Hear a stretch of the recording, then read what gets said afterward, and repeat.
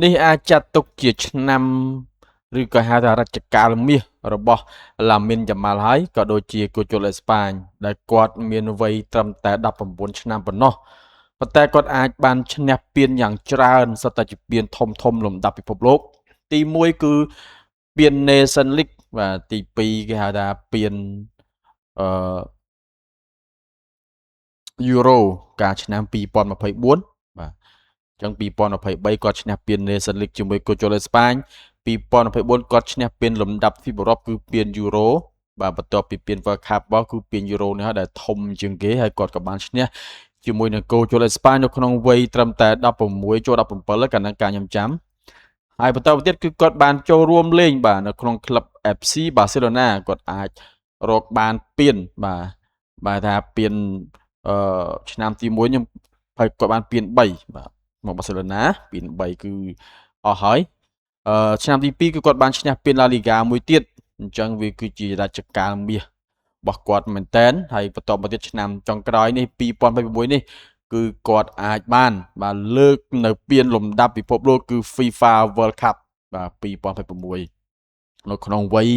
ត្រឹមតែ19ឆ្នាំប៉ុណ្ណោះហើយនេះគឺជាលេខល្អមែនទែនលេខ19របស់គាត់ហ្នឹងហើយខ្ញុំបានចេញវីដេអូមុនឲ្យថាប្រសិនបើឡាមីនយ៉ាម៉ាល់ឈ្នះ World Cup នៅថ្ងៃ19គឺជាលេខនាំសំណាងរបស់គាត់ហើយដោយសារគាត់ពាក់អាវលេខ19គាត់មានវ័យត្រឹមតែ19ឆ្នាំហើយគាត់លេងវគ្គផ្ដាច់ទាត់នៅថ្ងៃទី19ខែ7ទៀតអញ្ចឹងគឺជាលេខនាំសំណាងបាទលេខហុងស៊ុយរបស់គាត់ហើយក៏ជារជ្ជកាលជាឆ្នាំមាសរបស់ឡាមីនយ៉ាម៉ាល់ហើយខ្ញុំគិតថាពានបលិនដរប្រហែលជា90%ប្រហែលជាបានទៅលើឡាមីនយ៉ាម៉ាល់មិនងាយទេក្នុងវ័យ19ឆ្នាំឈ្នះស្ទើរតែគ្រប់ស្ថាប័នពានធំទាំងអស់ហើយគាត់នៅតែមួយទៀតទេគាត់អត់តឈ្នះគឺ UEFA Champions League បើសិនជាគាត់ឈ្នះ UEFA Champions League មួយទៀតមានន័យថាគឺគាត់នៅក្នុងវ័យ19ទៅ20ឆ្នាំឧទាហរណ៍ឆ្នាំក្រោយគាត់អាចឈ្នះ UEFA Champions League អញ្ចឹងគាត់គឺជាកីឡាករមួយដែលក្មេងបំផុតនៅលើពិភពលោកដែលគ្មានវ័យត្រឹមតែ20ឆ្នាំតែអាចឈ្នះពានធំនៅក្នុងដៃទាំងអស់តែខ្ញុំចាំដូចជាមានកីឡាករម្នាក់ទៀតនៅក្នុងក្លឹបរបស់គាត់បើសិនអេស្ប៉ាញណាគឺខូបាស៊ីដែលមានវ័យប្រហែលគាត់ហ្នឹងហើយដូចគ្នាហើយក៏បានឈ្នះពានជាច្រើនដូចគាត់ដែរហើយនៅក្នុងឆ្នាំ2026នេះខូបាស៊ីគាត់ឈ្នះពានជាកីឡាករដែលជាខ្សែការពារដ៏ល្អបំផុតប្រចាំពិភពលោកតែម្ដងបាទអូយ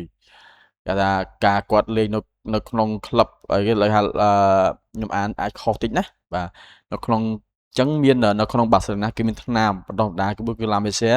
អញ្ចឹងឡាមីនយ៉ាម៉ាល់ក៏ដូចជាខូបាស៊ីគឺគាត់សុទ្ធចឹងតែចេញពីគេហៅថា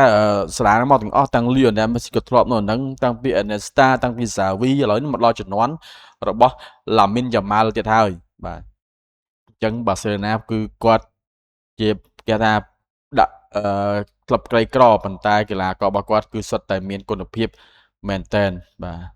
អញ្ចឹងមានតែជូនពរឲ្យឡាមីនយ៉ាម៉ាល់គាត់អាចបានឈ្នះពានបលិនដរមួយទៀតបាទអញ្ចឹងគឺថា perfect ហើយបាទ perfect អញ្ចឹងឆ្នាំនេះចាត់ទុកថាជារជ្ជកាលជាឆ្នាំមាសរបស់ឡាមីនយ៉ាម៉ាល់ទៅចុះនៅក្នុងវ័យត្រឹមតែ19ឆ្នាំ